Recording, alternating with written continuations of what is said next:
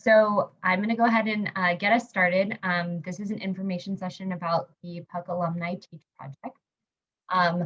Just for your information, I'm going to be running our session today. My name is Sarah Seinfeld. I'm the manager of our Alumni Teach Project program. This is my 11th year with PUC. I worked as a teacher first and foremost, then I became an assistant principal. And now this is my 3rd year running our residency program. I went to college at USC for my undergrad. I went to LMU, much like Jose and Mario, who are joining us today, for my master's. And I just graduated with my doctorate from UCLA. So all around LA. And I know you already shared with us a little bit about you. So I'll let Jose and Mario just share some quick facts about themselves. And if you guys can also share what year you were residents, that would be great. So you can use this as a guide just to introduce yourself to Stacy. So why don't we have Mario go first? Sure. So my name is Mario. For my undergrad, I did go to CSUN myself. So I graduated back in 2016. Once I graduated, I did take a year off from school, and I just wanted to kind of focus on working and getting experience out in the field, which I did. And then I happened to stumble across the PUC ATP program, and I applied, and I eventually got in. So I was part of the cohort in 2017, I believe. And I was placed at PUC ECALs, where I'm still currently teaching, fortunately, right down the street from my house as well. So very still in the community. And I currently teach 11th grade US history. Awesome. Thanks, Mario. Did you go to a PUC school? Yes, I did go to Cal's Middle School and a year at Cal's High School. Okay, awesome. Jose, are you with us? Yes, it was getting laggy for me, so I just turned off my camera. Hopefully that helps. Okay, no problem. So hello, everyone. My name is Jose Gomez. I was a PUC student, so I attended PUC Triumph Charter Academy for middle school, and then I graduated from PUC Lakeview Charter High School, which is where I also got to do my first year of ATP program, which is really cool. Like Mario was saying, kind of to go full circle, to go back to my old high school to start my teaching journey. I went to UCLA for my BA, and then I went to LMU for my master's program. Awesome. And where are you now? And currently I am teaching 6th grade history at PUC Excel Charter Academy. Awesome. All right. So Stacy, were you a PUC student as well? Yes, I graduated from PUC Triumph Charter High School. Awesome. Very cool. So you're familiar probably then with our commitments, our 3 commitments. Yes. So as you know, our 3rd commitment for PUC is for our students to commit to uplift their communities now and forever, with the ultimate vision really of having our former students come back and run our organization and run the operations of the day-to-day for the communities that we serve. So the Alumni Teach Project really was developed as a part of a call to action. So you might recall when you graduated from TCHS that you received a letter from Dr. Elliott saying that there would be a place for you at PUC schools should you decide you want to return and work for the organization. And this is something that we definitely value and want to make good on this promise. One potential pathway for people to come back to PUC, or for students to come back to PUC to work, is to become a teacher at one of our schools. So we've developed the Alumni Teach Project as a culturally responsive urban teacher residency program that's really designed to foster leadership in new educators and increase equitable access to high quality teachers for our school communities. We really are have designed the program to recruit teachers from our communities, whether they're graduates of PUC schools or community members that are from the communities that we serve. And we've partnered with Loyola Marymount University to design the program to ensure that we meet the credentialing requirements for a teaching credential to allow you to come back and work in one of our schools. We decided to create a residency model for this pathway because we feel that this is the best way to learn how to teach. It really takes on what's called an apprenticeship model, where you're learning through modeling and practice.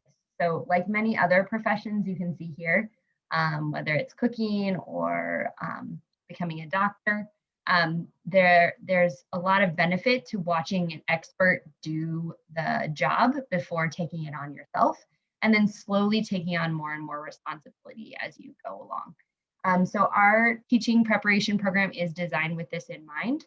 So it has a few program elements that support this kind of residency or truly immersive experience. The first experience, or the first element of the program that's really important to us, is mentoring. So all residents are paired with an expert teacher at one of our PUC schools. They're hired as a staff member at that PUC school and paid as such. And then they work alongside that mentor teacher 4 days a week, co-teaching. And then 1 day a week, they come to a group seminar with them. So I'd love to invite Mario and Jose just to add any details they'd like to share about their mentor or their experience being paired with an expert teacher in their residency year. I would say definitely it was a pretty well off good learning experience for me, getting to see the day-to-day operations of what a teacher goes through, from the planning to being in front of the classroom and getting that hands-on type feel and observing my mentor. That kind of helped me a lot, and also kind of seeing some of the things that I can improve upon myself when we would have our takeover days. So being in front of the classroom, things I could do better, things I can still develop and grow in, all that really played a part into my teaching style now. And I've valued the feedback my mentor gave me, and a lot of the different advice I would hear from not only my mentor but from my colleagues as well, where you get the experience from them, from these veteran teachers who've been teaching for years, and you get to kind of talk to them about their experiences and how they started out, and getting that reassurance that you might not start off perfect and there'll be a lot of little kinks you have to fix along the way, but eventually you'll get to where you want to be. Thanks, Mario. Jose, what was your experience like with your mentor? It was really cool to get to work with like my old history teacher. So when I went back to my old high school, my old history teacher was still working. So I actually got paired up with my old teacher, which is really cool to get to work with Chris Fong and in a new lens, right? He's still my teacher in a way because I'm learning how to teach from him. So that was really cool to see what goes into his planning, and just to see like how he is able to educate students, right? I think it was really important for me to be in the work field in this position, because it kind of took away the pressure of like going into the classroom without knowing anything, or like just being, oh my God, I just took all these classes, right? But what is it like to actually be in the classroom? So I think that the beauty about the mentoring portion of this program is that it definitely gives you the opportunity to learn from somebody and to work close hand with somebody to actually get a good experience as to what it is to be in the classroom. And from that, you can apply it to your teaching when you go into your first year of being a teacher by yourself, which is really cool. And you can also reach back to your mentors or the people that you work with and saying, hey, like, even though I might not be at the school, I'm at a different school, can you support me in this X, Y, and Z? So it's really cool to build that network within PUC schools themselves, regardless of where you end up going. So it was really cool to have this experience. But yeah, thanks, Sarah. Thanks, Jose. Appreciate the commentary there. So the other thing that is essential to the program, and we do this 3 times a month on Fridays, is something called seminar. And this is a space where we bridge kind of theory and practice. where your work at Loyola Marymount University as a student, your coursework, and what happens inside the classroom, so your clinical experience with your mentor, where we kind of like put those two things together and mold those worlds. So you can see in the images here, we do a lot of learning and also role playing and practice. So it's a really important space also for the cohort as a group to come together, build that community, and then also practice some teaching strategies. So I'll open up the floor in case Mario or Jose would like to share anything about their experience in seminar. I would say the seminars really helped to kind of understand all the theories and the methods and the practices that we would get in our coursework. It was kind of like a double practice as to what we were learning about. You know, we'll go over one thing in seminar, and then right when we'd have to go to our coursework, we'll kind of be learning about the same thing. And from both seminar and from our coursework, you know, one of the things I was always relayed is that you really can't really plan out as to how things go until you're actually in the classroom, which I thought was always like a realization to me, because it ends up being true. Like, we could practice all this mythology and practices and stuff, but once you get into the classroom, it's completely different. But you kind of remember what we talked about in the seminars and what happened through your different courses that you take at Alumni. Thanks, Mario. Jose, anything you want to add? Yeah. For me, the cool part about seminar was we basically took what we were learning, right? And it's one thing to read about it, but it's another to like actually implement it in the classroom. So it's cool to kind of get this like dry run without students, but with fellow peers, so that they can give you feedback. So what you're seeing in one of the pictures is like we're actually practicing like what it would be like coming into the classroom, or I think for this one we were practicing like classroom routines and procedures when you first like walk in. So it's really cool to like get that practice and get those norms, or get that opportunity to work with your fellow peers and get feedback from people who are also going through what you're going through, to help you develop as an educator. So that was what I think was the beauty about seminar. And you also get to reflect a lot on what you're currently doing in your residency year. You also get the opportunity to like look at recordings of yourself and identifying like, hey, I think these things could have gone better, or I think that I could have made an improvement with the way that I synthesize this information, right, for my students, or I put it into student language. So it was really cool to get that opportunity to really be reflective on your practice. Great. So we mentioned this a couple times already. Our partnership is with Loyola Marymount University. We do have a 1-year minimum, 2-year optional program with Loyola. The first year is really focused on earning the teaching credential, which you need to start teaching in any setting. And then the second year is an optional add-on for a master's degree. There is financial support and planning provided throughout the LMU coursework. So all of the residents, because they're in our program, do receive a 40% tuition scholarship. And then in addition to that, most of our residents do qualify also for some federal aid and grants that help offset the cost of tuition. Mario and Jose, anything you wanted to add about your experience as a student at Loyola Marymount?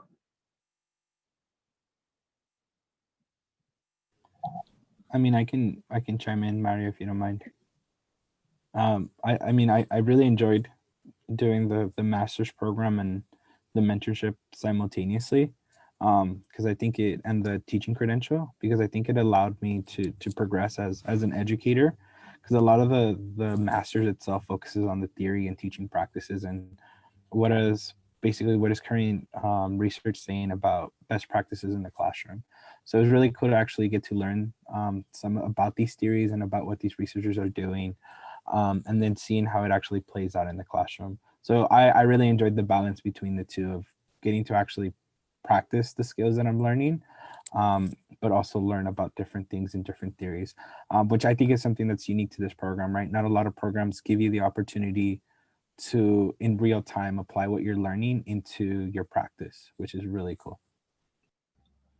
I would add on, a lot of the professors were really awesome. They're really down to earth, and they talked about their teaching experiences, and as well as others who are going through the program as well, who may be coming from a different background. As PUC schools are charter schools, you know, we get to hear what the private school, the private schools are doing. We get to hear what other public schools are doing, and just really gaining the knowledge and the experiences from other people going through the program as well is something I found valuable, as we'll be able to share different practices if we were in the classroom already. So that was another thing where we get more insight as to what can go on in different settings.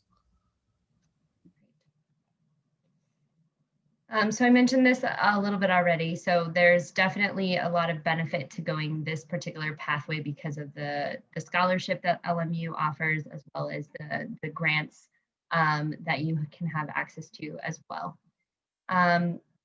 Just so that you can think about like kind of forecasting to like how much money you would make in this position. So as a resident, unlike most teaching programs, you actually get paid for your kind of student teaching experience.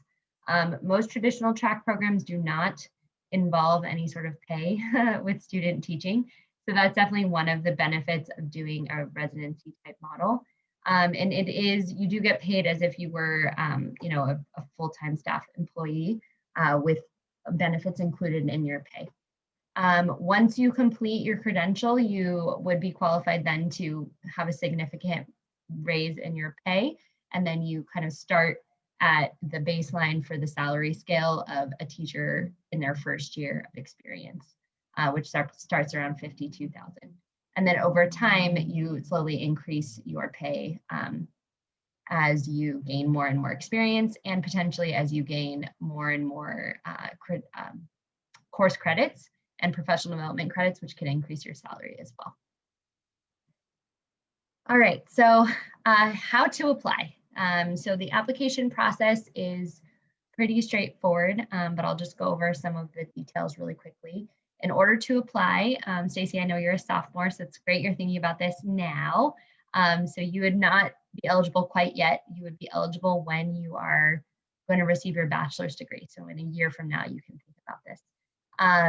Applicants need to be on track to be completing for this year. They need to complete by June 2021, or in other words, you have to be completed with your bachelor's degree by the time you start the program. You can apply in your senior year of college.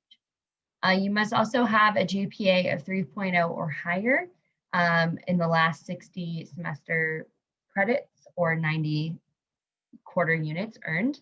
If you have below a 3.0 GPA, you still can apply, but you must include a one-page explanation of the circumstances that contributed to your lower GPA in order to be considered.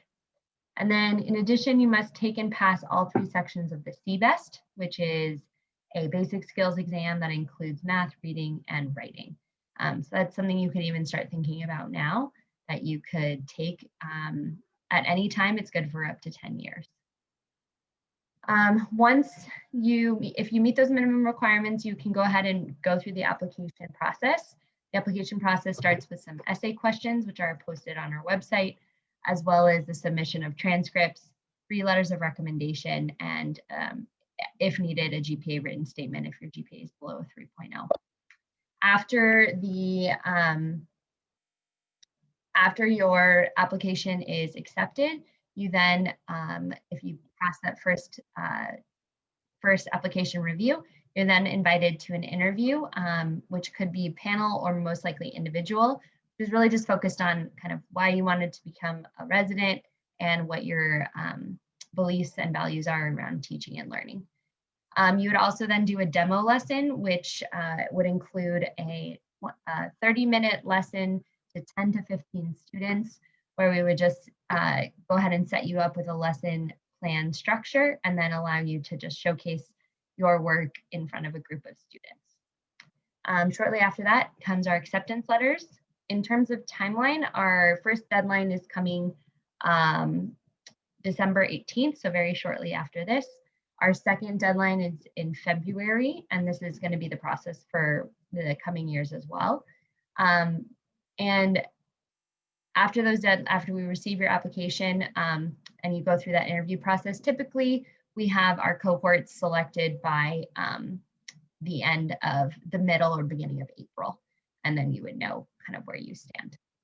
So what you can do now as you start to think about applying is you could go ahead and review the PUC application process online, begin researching the CBEST and find resources for study prep. There are some resources listed on our website. And then go ahead and spread the word. If you know anyone else who might be interested in applying, it is open to all PUC alumni and community members who are connected to our schools.